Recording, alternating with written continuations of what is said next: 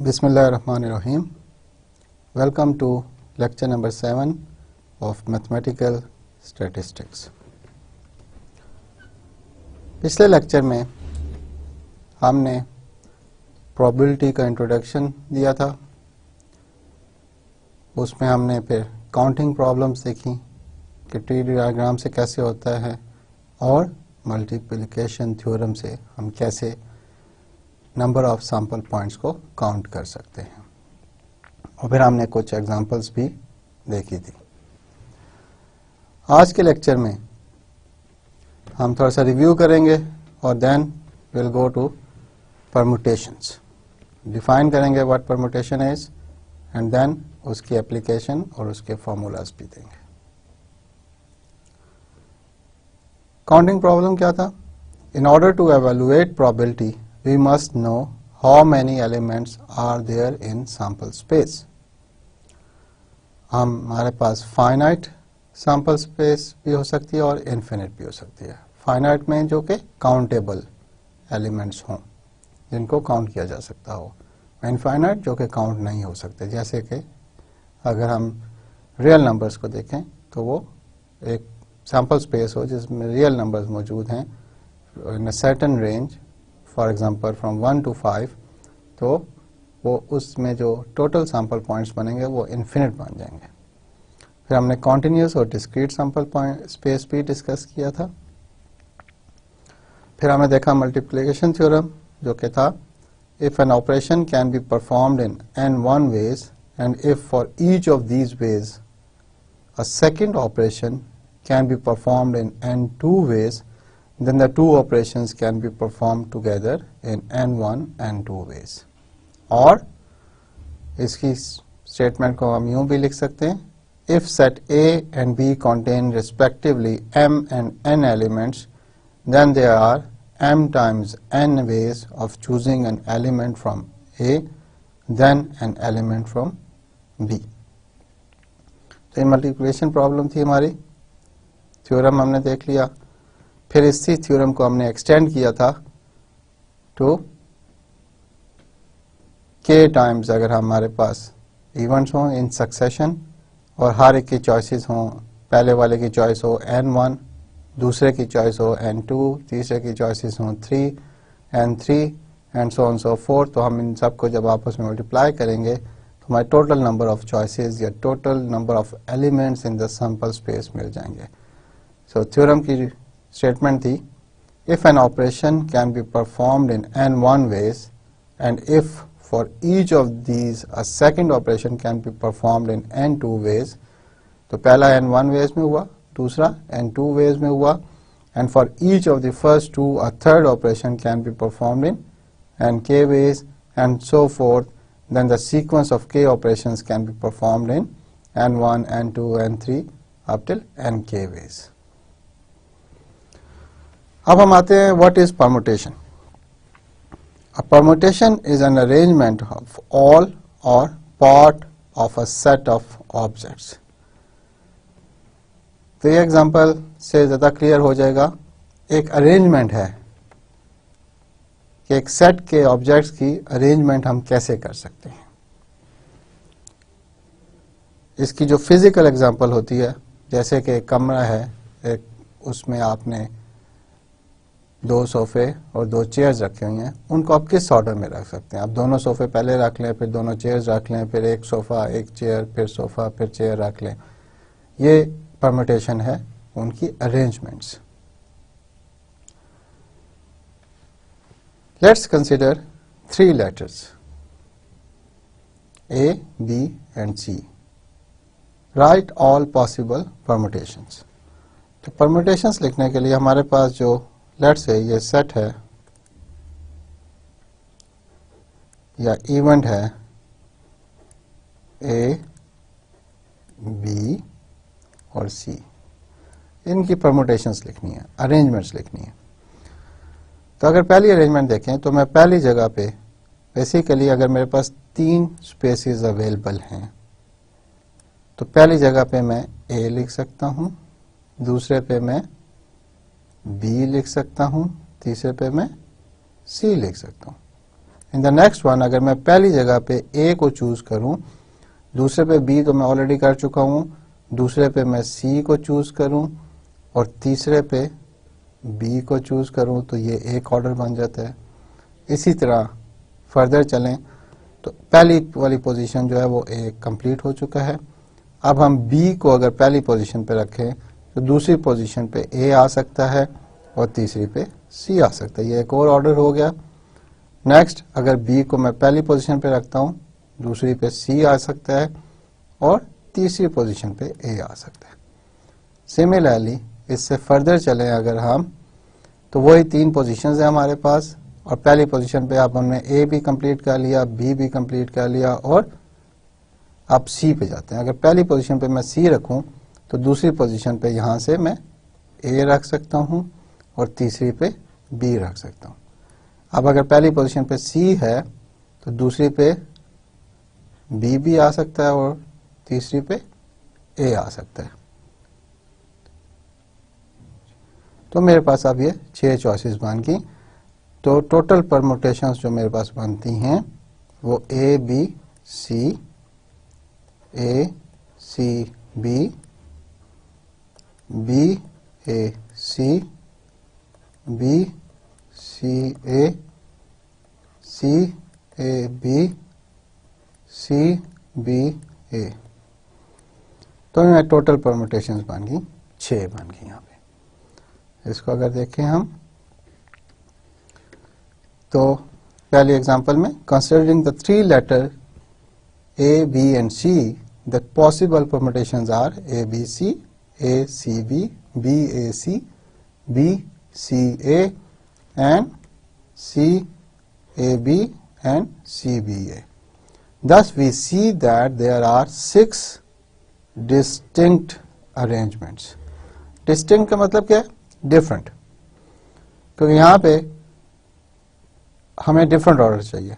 अगर ए को मैं पहले पे रखता हूँ, बी पे दूसरे पे, सी को तीसरी पोजीशन पे रखता हूँ तो दोबारा यही ऑर्डर बनाने से कोई फर्क नहीं पड़ेगा, वही चीज आ जाएगी। We need different ones.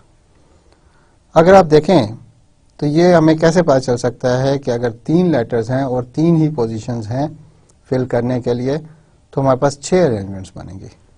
अगर हम यूज करें मल्टीप्लिकेशन थ्योरम, जो कि हमने लास्ट लेक्चर में काफी डिटेल में स्टडी किया था, we could arrive the answer 6 without actually listing the different order. यह आंसर हम लिख सकते हैं without writing the sample space.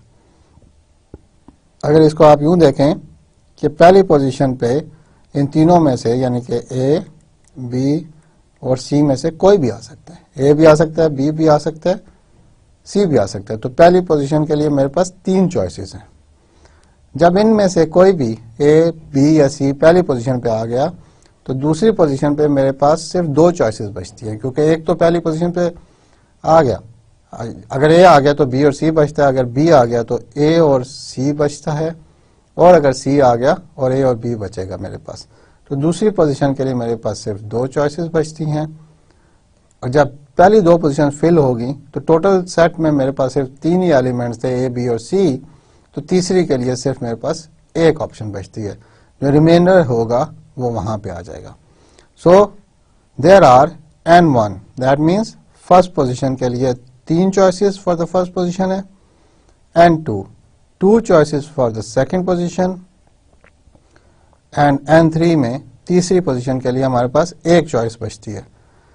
Giving a total of by using the multiplication theorem, वो क्या था, जो kth ऑर्डर मल्टीप्लिकेशन थ्योरम था कि अगर k एक्सपेरिमेंट्स कर रहे हैं तो हम उनको मल्टीप्लाई कर सकते हैं। तो वो n1 times n2 times n3 which is 3 times 2 times 1, तो 6 परमुटेशन मेरे पास बनती हैं इस एग्जांपल में। तो permutation is like order, in which order we place things. तो यहाँ पे हमारे पास 3 लेटर्स थे ए, बी, सी, और हमने उनको किस इस ऑर्डर में प्लेस कर सकते हैं, दैट इज परमुटेशंस।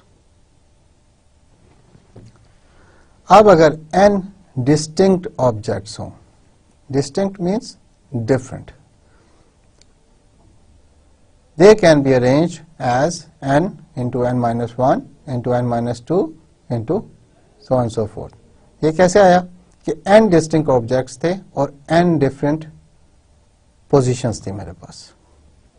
आप इसको यूं कंसिडर कर सकते हैं, मेरे पास n पर्सन्स हैं और n कुर्सियां हैं.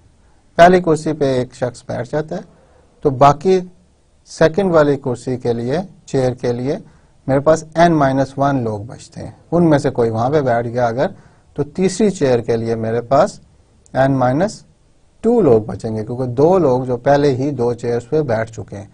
तो वो किस ऑर्डर में बैठेंगे, वो परम्यूटेशन हो गया. We represent this product by the symbol n factorial. इसको हम कैसे लिखते हैं, इसको हम लिखते हैं n, एक वर्टिकल लाइन और एक डॉट, फैक्टोरियल. इसको कुछ बुक्स में n ऐसे भी लिखा जाता है, मगर आपकी बुक में इसको n फैक्टोरियल भी लिखा जाएगा. Which is read as n factorial. 3 objects can be arranged in 3 factorial. That means 3 times 2 times 1 is equal to 6 ways. और n फैक्टोरियल का मतलब क्या है, it is n multiplied by n minus 1 multiplied by n minus 2 और up till 3, 2 and last one is 1. तो इसका मतलब हुआ n फैक्टोरियल का ये मतलब बनता है मेरे पास. बाय डेफिनेशन 1 का फैक्टोरियल 1 ही रहता है और 0 का फैक्टोरियल भी 1 ही होता है. तो जहां कभी भी 0 का फैक्टोरियल बने तो उसका मतलब 1 होगा और 1 का फैक्टोरियल भी 1 ही रहेगा. ये आपने याद रखना है.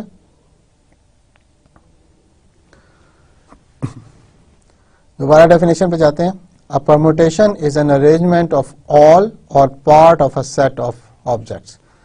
तमाम जो सेट में ऑब्जेक्ट्स हैं, एक सेट में, अगर सेट क्या है, ब्रेसेस के अंदर 3 आउटकम्स लिखे हुए हैं, 3 एलिमेंट्स लिखे हुए हैं, तो वो सेट में 3 एलिमेंट्स हैं. आप तीनों एलिमेंट्स को यूज करके परम्यूटेशन बनाना चाहते हैं या 2 एलिमेंट्स को यूज करके परम्यूटेशन बनाना चाहते हैं.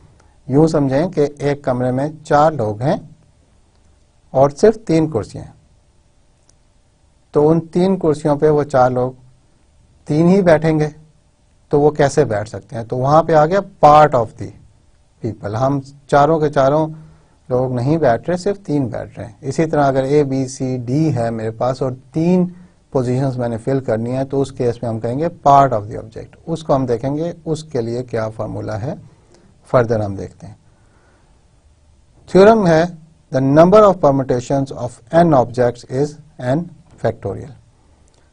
सो n ऑब्जेक्ट्स हैं, n ही पोजीशंस हैं, तो हमारा फार्मूला ये होगा कि टोटल नंबर ऑफ परम्यूटेशंस जो हैं वो n फैक्टोरियल है. यहां पे याद रखें कि n एलिमेंट्स हैं. इस फार्मूले में n एलिमेंट्स हैं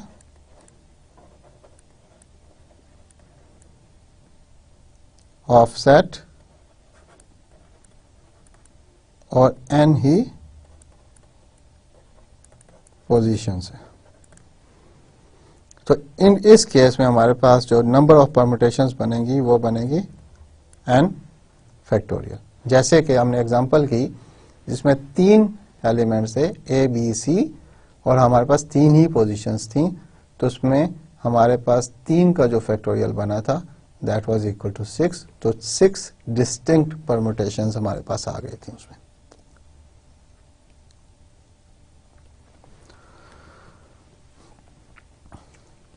अब अगर चलते हैं next, the number of permutations for the 4 letters A B C and D will be 4 factorial. 4 factorial का मतलब क्या है कि it is 4 times 3 times 2 times 1, which is 4 times 3 is 12, 12 times 2 is 24, times 1 is again 24. Now consider the number of permutations that are possible by taking 2 letters at a time from 4. ये क्या हुआ कि हमारे पास 4 लेटर्स हैं मगर हमारे position सिर्फ 2 हैं, तो वो क्या बनेगा? अगर लेटर्स में लिख लूं A, B, C और D, अगर पहली पोजीशन पे मैं A को फिक्स करता हूं तो दूसरी पोजीशन पे B भी आ सकता है, C भी आ सकता है, D भी आ सकता है, हो गया। फिर अगर पहली पोजीशन पे B को हम फिक्स कर दें तो दूसरे पे A, ये C होना चाहिए, C और D आ गया। सिमिलरली अगर पहली पोजीशन पे मैं C को फिक्स करूं तो सेकंड पोजीशन पे A, B और D आ सकता है, और अगर पहली पोजीशन पे D को फिक्स करूं तो सेकंड पोजीशन में A, B और C आ सकते हैं। इस केस में अगर देखें तो टोटल लेटर्स जो थे 4 थे, 4 लेटर्स और 2 पोजीशंस हैं हमारे पास। इस केस में 4 लेटर्स हैं और 2 पोजीशंस हैं। तो अब अगर काउंट करें तो ये कितने बनते हैं? 1, 2, 3, 4, 5, 6, 7, 8, 9, 10, 11 and 12. So now we have 12 distinct permutations. Okay. Whereas जब हमारे पास 4 पोजीशंस थी और 4 ही लेटर्स थे तो हमारे पास 24 परमुटेशंस आई थी। तो फर्दर देखते हैं। Using multiplication theorem we have 2 positions to fill with 4 alphabets. अब मल्टीप्लिकेशन थ्योरम हमने काफी डिटेल में किया था। अब अगर देखें तो पहली पोजीशन के लिए वी हैव 4 चॉइसेस। इन चारों लेटर्स में से कोई भी एक लेटर पहली पोजीशन में आ सकता है। सेकंड पोजीशन के लिए हमारे पास क्योंकि फर्स्ट लेटर फिक्स हो गया पहली पोजीशन पे, तो सेकंड पोजीशन के लिए हमारे पास 3 लेटर्स बचते हैं। So we have 3 choices for the second position. Now using the multiplication theorem we write n1 times n2 which is 4 times 3 which is 12 permutations which can be written as 4 into 4 minus 1 is equal to 12। ये जो 4 into 4 minus 1 लिखा है हमने, इस पे हम वापस आएंगे थोड़ी देर में, but so far we should remember that by the multiplication theorem we have n1 times n2 which is 4 times 3 where 4 was the choice for the first position and 3 was a choice for the second position.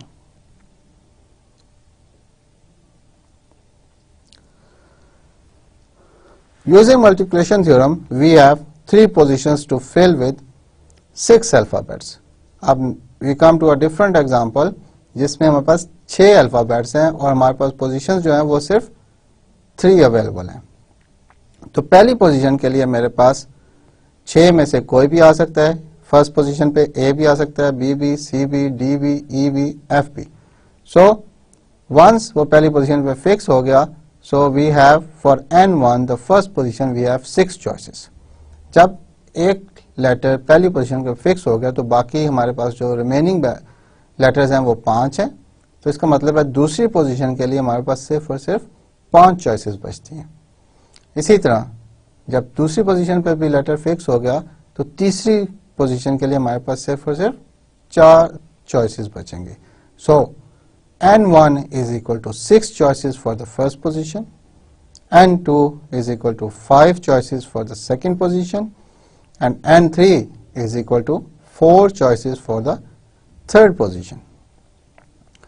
Now using the multiplication theorem we have n1 times n2 times n3 is equal to 6 times 4 times 6 times 5 times 4 is equal to 120 permutations, which can be written as 6 times 6 minus 1 into 6 minus 2. To formalize things, let's go further. Let us say we have n objects and r places to fill. N objects and r places to fill. Then considering the previous two examples, we write for n is equal to 4 and r is equal to, we got n into 4 into 4 minus 1 which is 12. इसी को आप यूं लिखें कि मेरे पास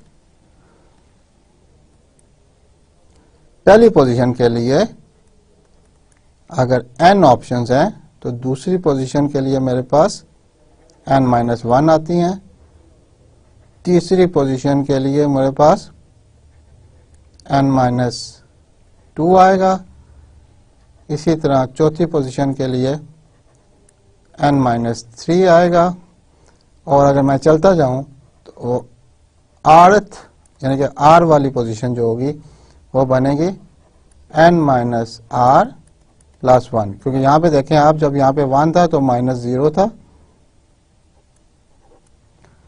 2 था तो minus 1 था, 3 था तो माइनस 2 था, 4 था तो माइनस 3 था। तो इसलिए जब r होगा तो माइनस r प्लस 1 यानी कि r से एक कम।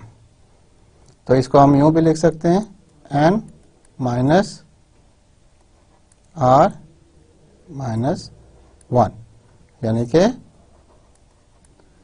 उसी फॉर्मेट में कि n जब फोर्थ पोजीशन थी तो n माइनस 3 था which was equal to n minus 4 minus 1, तो 3 आ जाता है। यहां पे भी इसी तरह हम लिख सकते हैं, और इस ब्रैकेट को अगर हम खोलें तो फिर वही बन जाता है n माइनस r प्लस 1। तो अगर coming back for n is equal to 4 and r is equal to 2 जो हमने एग्जांपल की थी उसमें 4 इंटू 4 माइनस 1 था which is equal to 12, which can be written as n times n minus r plus 1 equal to 12। यहाँ पे अगर values डालें तो n को 4 रखें, यहाँ पे भी 4 माइनस 2 प्लस 1 तो माइनस 1 बनता है, and 4 minus 1 is equal to 3 तो 12 बन जाए। सिमिलरली जब हमने n इज इक्वल टू 6 और r इज इक्वल टू 3 के लिए किया था, हमारे पास ये प्रॉब्लम बनी थी 6 times 5 times 4 is equal to 120, और वो भी इसी तरह 120 आ गया था। सो नेक्स्ट हम जनरलाइज करते हैं इस फॉर्मूला को। In general n distinct objects taken r at a time can be arranged in n into n minus 1 into n minus 2 up till n minus r plus 1 ways. We represent this product by the symbol NPR, where n is the total number of distinct objects and r is the r times we take them. As a result, we have the theorem which follows. अच्छा, इसको अगर आप detail में देख लें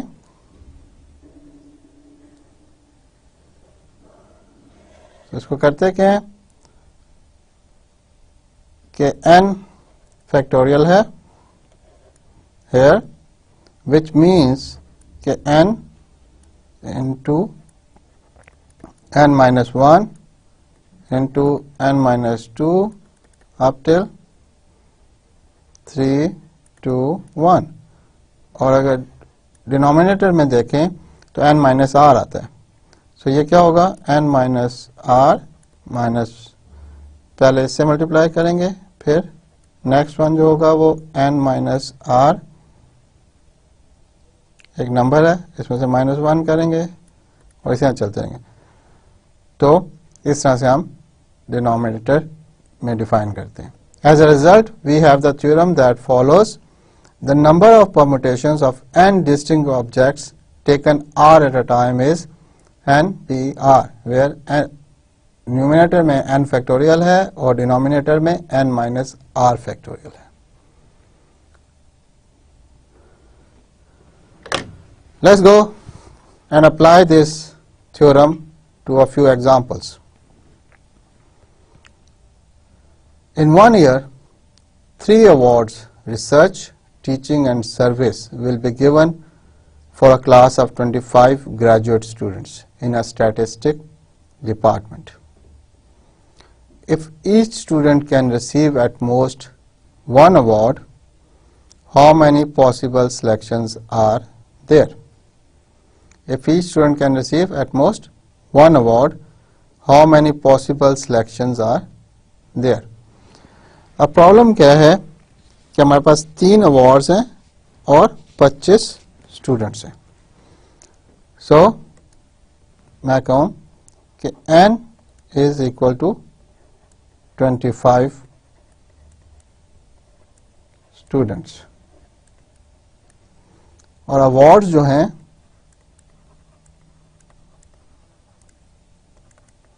R is equal to 3. अगर एक student को एक अवार्ड मिल गया तो उसे दूसरे अवार्ड नहीं मिल सकते. तो इसका मतलब है कि अगर पहला स्टूडेंट को अवार्ड 1 मिल गया तो बाकी हमारे पास जो पोजीशन बचेंगी वो 24 बचेंगी. 24 स्टूडेंट्स में से अगर एक दूसरे अवार्ड पे आ गए तो फिर तीसरी पोजीशन के लिए हमारे पास 23 बचेंगे. तो इसको लिखने का तरीका जो है वो वही बना कि फॉर्मूला क्या था हमारे पास, NPR, जिसको लिखते कैसे थे, n फैक्टोरियल अवर n माइनस r फैक्टोरियल.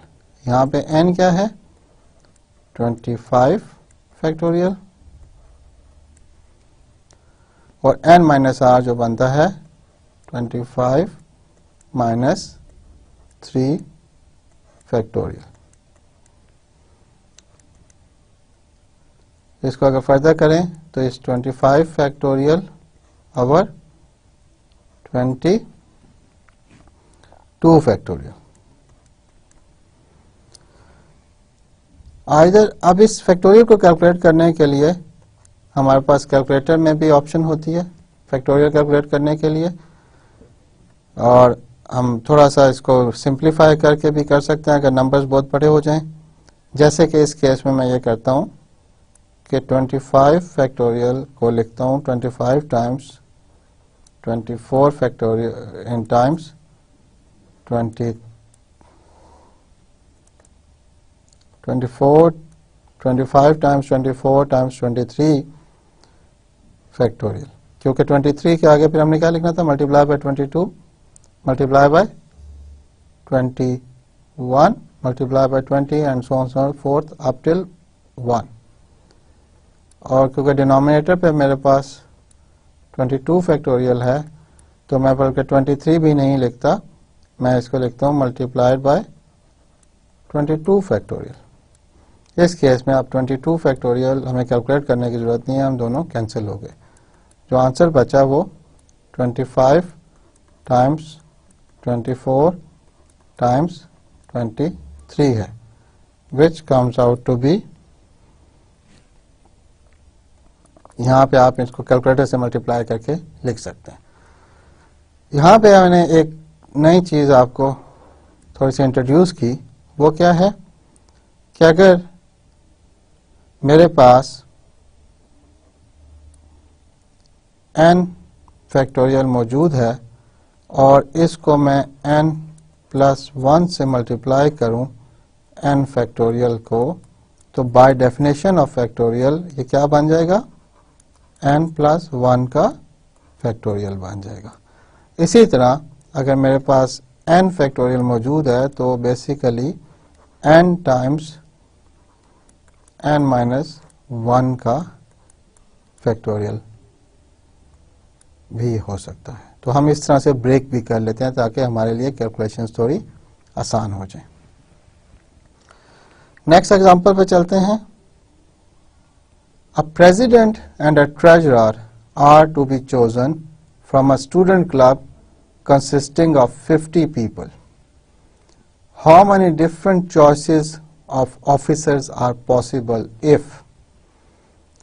तो अगर एग्जांपल को रिपीट करते हैं हम, हमारे 50 स्टूडेंट हैं और एक स्टूडेंट क्लब है, उसमें से हमें 2 पोजीशंस हैं उस स्टूडेंट क्लब को रन करने के लिए, एक प्रेसिडेंट की और एक ट्रेजरर की. प्रेसिडेंट की पोजीशन और ट्रेजरर की पोजीशन फिल करनी है फ्रॉम इन 50 लोगों में से, और 50 लोग ए बी सी डी कुछ भी हो सकते हैं। तो हम अगर पहली पोजीशन पे एक किसी शख्स को प्रेसिडेंट बना देते हैं तो दूसरी पोजीशन के लिए हमारे पास फिर 49 ऑप्शंस बचेंगे। इसी तरह फिर अगर किसी सेकंड शख्स को हम प्रेसिडेंट बना लेते हैं तो इसी तरह फिर 49 पोजीशंस ट्रेजरर के लिए बचती हैं। तो how many different choices of officers are possible if, हमारे पास कोई रिस्ट्रिक्शन नहीं है, कोई भी शख्स प्रेसिडेंट भी बन सकता है और कोई भी ट्रेजरर भी बन सकता है। बी में यह है एक शख्स जिसका नाम ए है, will serve only if he is president. कोई साहब हैं ए जो कहते हैं कि अगर प्रेसिडेंट बनूंगा तो सोसाइटी में क्लब में रहूंगा, नहीं तो नहीं। इसी तरह सी है जिसमें हमारे पास दो शख्स हैं बी एंड सी जो कहते हैं कि B and C will serve together और नॉट एट ऑल। ना बी अकेले प्रेसिडेंट बनना चाहता है, अगर बी प्रेसिडेंट है तो सी ट्रेजरर बनेगा, अगर सी प्रेसिडेंट है तो बी ट्रेजरर बनेगा, और ये दोनों इकट्ठे ही सर्व करेंगे, एल्स ये सर्व नहीं करेंगे। और चौथा पार्ट है इसका कि D and E will not serve together, कि अगर डी प्रेसिडेंट बन जाता है तो ई ट्रेजरर नहीं बनेगा, और अगर ई प्रेसिडेंट बनता है तो डी ट्रेजरर नहीं बनेगा। They will not serve together. Problem थोड़ी सी देखने में कॉम्प्लिकेटेड लगती है। Let's break it up and do it. First part, there are no restrictions. So इसका मतलब है दो मेरे पास पोजीशंस हैं, दो कुर्सियां हैं और 50 लोग हैं। आसान प्रॉब्लम वो क्या है कि we have out of 50 n is equal to 50, r is equal to 2। So n p r which is equal to 50 permutations 2 is equal to 50 factorial over 50 minus 2 factorial, which is equal to 50 times 49 times 48 factorial, और denominator पे भी मेरे पास 48 factorial है, तो ये दोनों cancel हो जाते हैं और हमारा आंसर आता है 50 times 49 and this comes out to be 2450।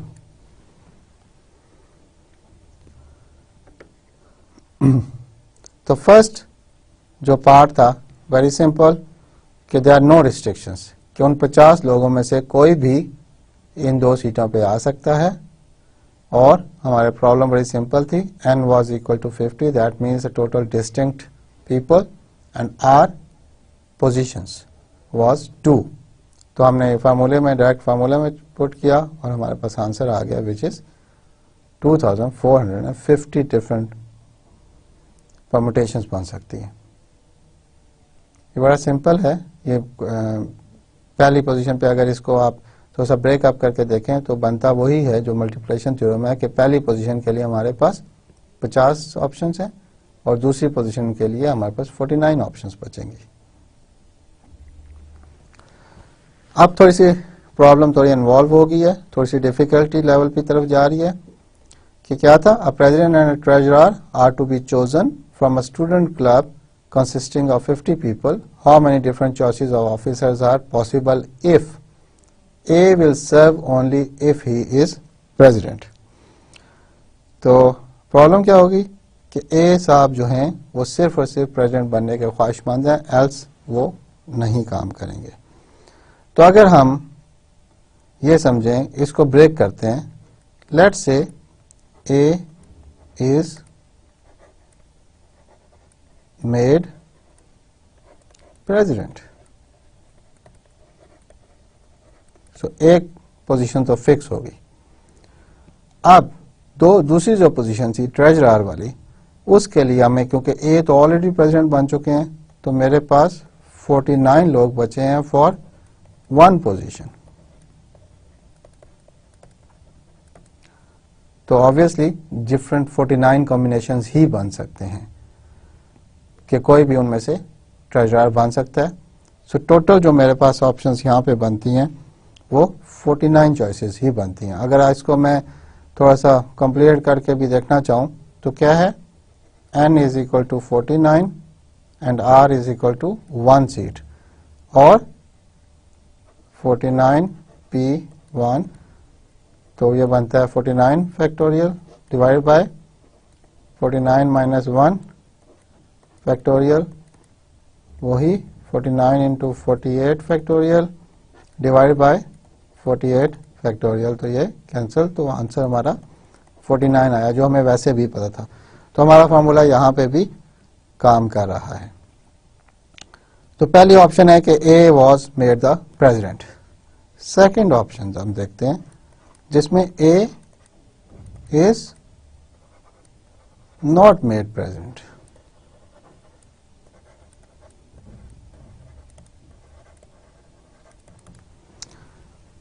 अगर ए को प्रेसिडेंट ना बनाए तो वो तो क्लब छोड़ देंगे, तो बाकी हमारे बचे 49 लोग। तो अब हमारे पास n इज इक्वल टू 49 हो गया, और सीटें वही दो हैं, क्योंकि ए ने प्रेसिडेंट नहीं बने तो वो सीट अवेलेबल है, दोनों प्रेसिडेंट की भी और ट्रेजरर की सीट भी अवेलेबल है। तो अगर इस फार्मूले में अब हम पुट करें तो क्या हमारे पास जवाब आता है कि 49p2 which is equal to 49 factorial divided by 49 minus 2 factorial, and it is equal to 49 into 48 into 47 factorial divided by 47 factorial। तो 47 factorial 47 factorial कैंसिल हो गया, कट गया, तो 49 इंटू 48 हमारे पास जो भी नंबर आता है विच इज 2, 3, 5 एंड 2। तो ये हमारा वो केस है जब ए प्रेसिडेंट नहीं बने। जब ए प्रेसिडेंट बने थे तो हमारे पास सिर्फ आंसर में 49 पोजीशंस थी। So total number of options 2 हैं। एक ये है कि ए प्रेसिडेंट बने तो 49 ऑप्शंस है हमारे पास, कॉम्बिनेशन परमुटेशंस हैं, और अगर ए प्रेसिडेंट ना बने तो फिर हमारे पास 2352 ऑप्शंस चॉइसेस अवेलेबल है।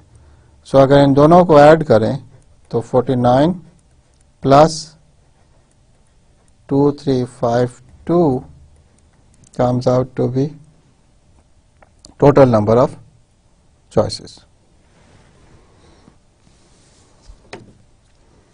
नेक्स्ट हम चलते हैं। सो ये बनती है हमारे पास चॉइसेस 2401। थर्ड पार्ट देखते हैं इसे। सेम प्रॉब्लम, प्रेसिडेंट और ट्रेजरर की सीट अवेलेबल है, 50 लोग हैं। अब जो कंडीशन है वो क्या है कि B and C will serve together और नॉट एट ऑल। ये बड़ी सिंपल सी अगर चीज है, देखें तो इसमें अगर पहली ऑप्शन देखी जाए तो वो क्या है, बी को प्रेसिडेंट बना दिया जाए और सी को ट्रेजरर।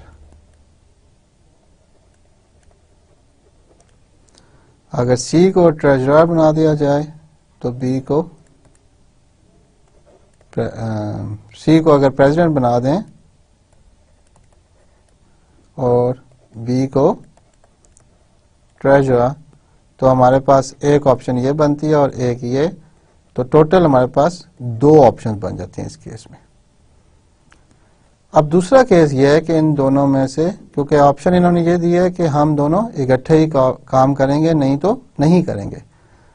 तो अगर दूसरा ऑप्शन देखें कि इन दोनों को कोई भी सीट नहीं मिलती, B को सीट नहीं मिलती तो C भी विड्रॉ कर लेता है, और B और C दोनों को सीट नहीं मिलती, तो फिर हमारे पास जो रिमाइंडर है of people which is 48 and we have available options which is 2। तो 48 लोगों के लिए 2 सीटें हैं, और फिर हम वही कि टोटल परम्यूटेशंस क्या बन सकती हैं, which is equal to 48 factorial divided by 48 minus 2 factorial. इनको अगर सॉल्व करें आप तो 48 इंटू 47 इंटू 46 फैक्टोरियल, और डिनोमिनेटर पे 46 फैक्टोरियल। तो 46 factorial 46 factorial we can cancel and we are left with 48 times 47 which is equal to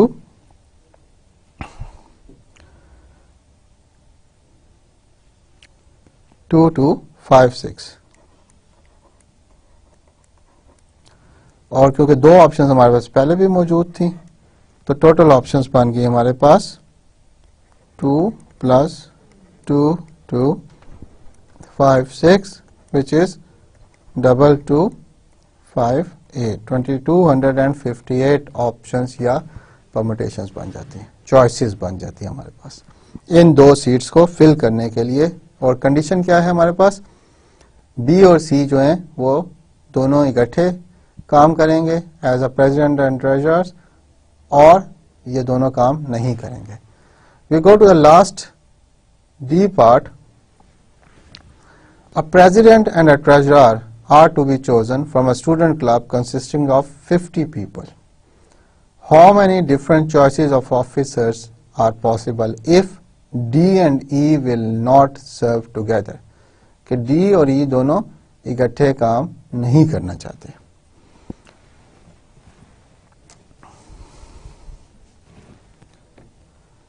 So इसको अगर हम ब्रेक करें तो पहला हमारे पास ऑप्शन क्या है कि D serves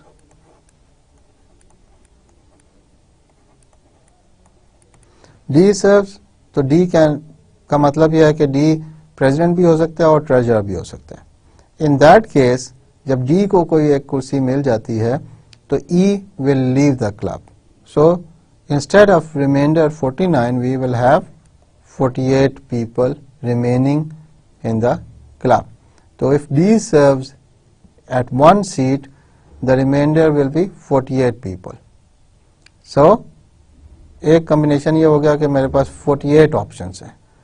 अगर D president या अगर इसके first case में अगर D was president तो 48 आए, और अगर दूसरे केस में प्रेसिडेंट था या ट्रेजरर था। दूसरे केस में अगर ई सर्व करता है एज प्रेसिडेंट और treasurer, again D will leave the club and the reminder 48 people are for the second seat. So we'll again have 48 choices.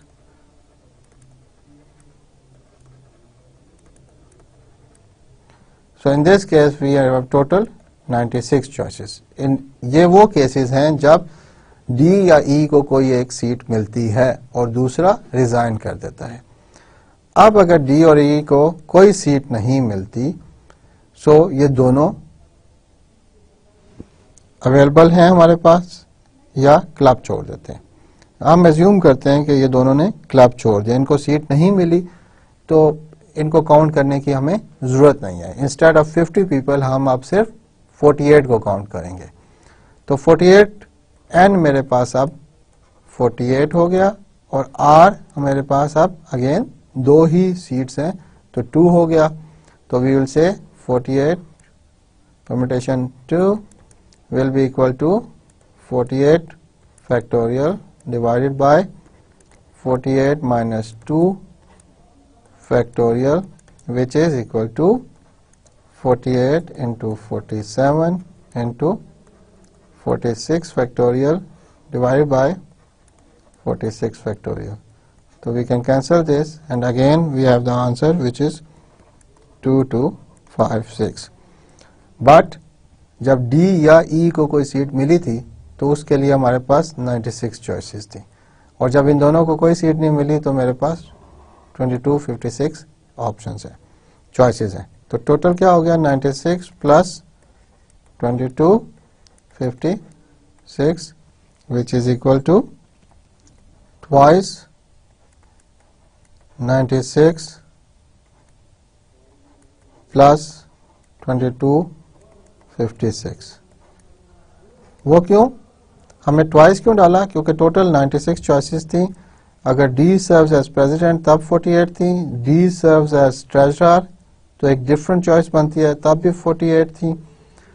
Similarly E serves as president तब 48 थी, and E serves as treasurer तब भी 48 थी। तो इनकी एक एक seat के लिए तो 96 चॉइसेस थी, मगर जब कंबाइन किया इनको तो twice into 96 plus 2256 gives me the answer which is 2448 choices मेरे पास available हैं in the case when D and E will not serve together. When D and E will not serve together, we have so many choices. इसको अगर मैं repeat कर लूं इस पूरी problem को, वो क्या है, D serves as president, अगर D president बन गया, E will resign and we will have 48 people to fill in the second seat. Then again, if D serves as treasurer, then as a president we will have 48 choices. So 96 choices when D gets a seat. Similarly, when E becomes a president, D resigns, then for the second treasurer seat we have 48 people left, so 48 choices. If E becomes a treasurer, then for the president we have again 48 choices.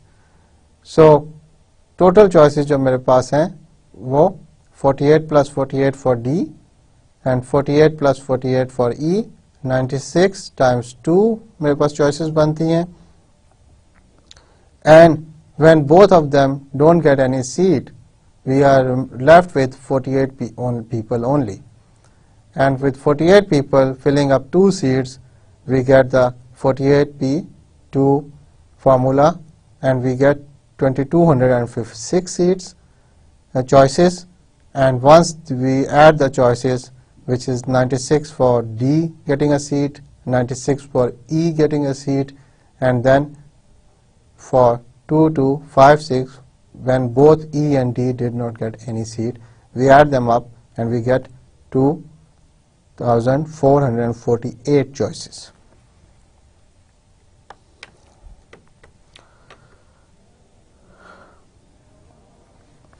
So far we have considered permutations of distinct objects.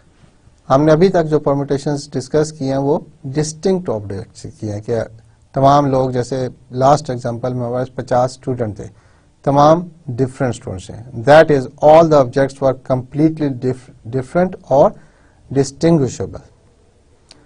If the letter B and C are both equal to X, जो A B सी वाली हमने problem की थी permutations की 3 letters वाली, उसमें B और सी दोनों जो हैं वो इक्वल टू एक्स हो जाएं, then the 6 permutations of the letters A, B and C become, अगर याद हो आपको वो क्या था, अगर मैं यहाँ पे लिख लूँ दोबारा से, just for a quick reminder, कि हमारे पास था A, B, C, A, C, B, B, A, C, B, C, A, C, A, B and C, B, A. तो ये 6 थी मेरे पास. अब मैंने करना यह है कि यहाँ पे हमने लिखा है B and C are both equal to X. B और C को रिप्लेस कर देना है विद X. तो पहला आ गया A x x, दूसरा A, B और C, C और B दोनों को x x लिखा, फिर X A X, then X X A X कर लें, ये भी आ गया, ये भी आ गया, ये भी आ गया. अब इसमें अगर देखा जाए, the first one AXX and second one AXX are not distinct anymore. They are the same. They are not distinct. They are not different. Similarly, third and fourth are not distinct. Although जब ये ABC लिखे हुए थे तो ये distinct combinations बनते थे, अब ये distinct नहीं बन रहे. Similarly, fifth and sixth जो है वो distinct नहीं बन रहे. तो basically मेरे पास सिर्फ 3 distinct combinations बन रहे हैं यहाँ पे. Permutations जो है सिर्फ 3 choices ऐसी हैं जो कि distinct बन रही. Therefore, with 3 letters, 2 being the same, we have 3 factorial divided by 2 factorial, 3 distinct permutations. 3 distinct permutations. इसी example को 4 के लिए करें अगर, with 4 different letters A, B, C and D, we have 24 distinct permutations. If we let A is equal to B is equal to X, that means A और B आपस में distinguishable नहीं हैं, और C जो है C और D equal to Y, that means C and D are also not distinguishable, they are not different. We can list only the following distinct permutations. अब यहाँ पे हमने सिर्फ और सिर्फ distinct permutations लिखी हैं, which are XX, YY, XY, XY, Y, XX, Y and so on and so forth. और यहाँ पे सिर्फ 6 बनती हैं ये. अगर आपको याद हो तो A, B, C, D के लिए जो हमारी टोटल बन रही थी वो बनती थी 4 factorial, which was 4 times 3 times 2, which was 24. अब हमारे पास सिर्फ और सिर्फ 6 बनती हैं. तो ये कैसे आई कि 4 factorial हमने लिखा divided by 2 factorial divided by 2 factorial, which is equal to 4 into 3 into 2 into 1 divided by 2 into 1 into 2 into 1. 2 cancel, यहाँ पे 2 cancel, तो 6 permutations बचती हैं.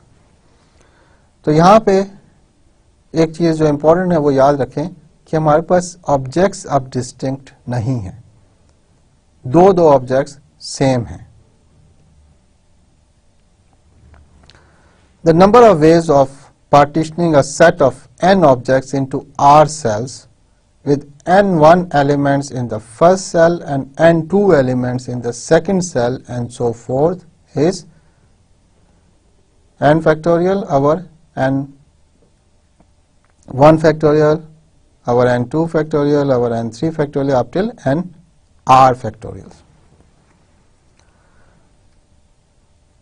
इसको अगर एग्जाम्पल देखें तो एग्जाम्पल से ये ज़्यादा बेहतर समझ आएगा. In how many ways can 7 students be assigned to 1 triple and 2 double hotel rooms during a conference? एक कॉन्फ्रेंस है, उसमें मेरे पास एक रूम्स हैं, जो एक ट्रिपल रूम है यानी कि 3 बेड हैं इसमें, और 2 मेरे पास रूम्स हैं डबल रूम्स. अब टोटल मेरे पास 7 स्टूडेंट्स हैं. 7 स्टूडेंट्स को अगर मैं डिस्टिंक्ट भी कंसिडर करूं, that means A, B, C, D, E, F and G, तो हमने ये देखना है कि इनको हम कैसे कमरों में डाल सकते हैं. फर्स्ट करें, मैंने A, B, C को इस कमरे में डाल दिया जिसमें 3 बेडरूम है, 3 बेड वाला रूम है, ट्रिपल रूम है. तो इसका मुझे ये फर्क नहीं पड़ता कि A, B, C डाला है या B, A, C डाला है या C, A, B डाला है या B, C, A डाला है. अब ये सारे कॉम्बिनेशन का मतलब तो यही है कि ये 3 लोग इसी कमरे में रहेंगे, इससे कोई फर्क नहीं पड़ता कि किस ऑर्डर में गए हैं वो उस कमरे में. इसी तरह दूसरे में अगर डालते हैं तो A, B डालें या B, A डालें, कोई फर्क नहीं पड़ता. So how do you do it? जो हम फार्मूला यूज करेंगे लास्ट स्लाइड का वो क्या था? It was n over n1 n2 n factorial over n1 factorial, n2 factorial, n3 factorial and so on so forth.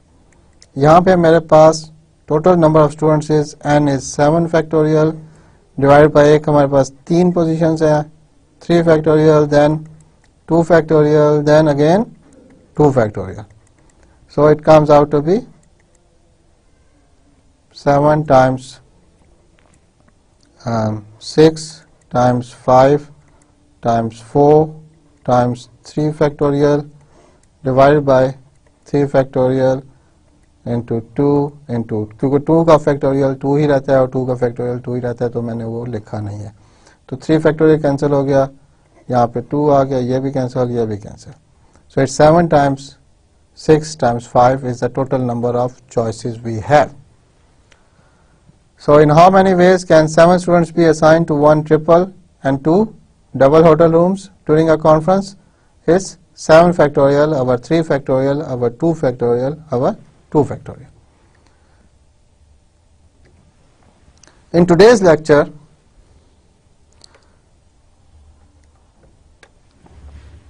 we did permutations, and we're starting with probabilities, counting rules, tree diagrams, and then permutations.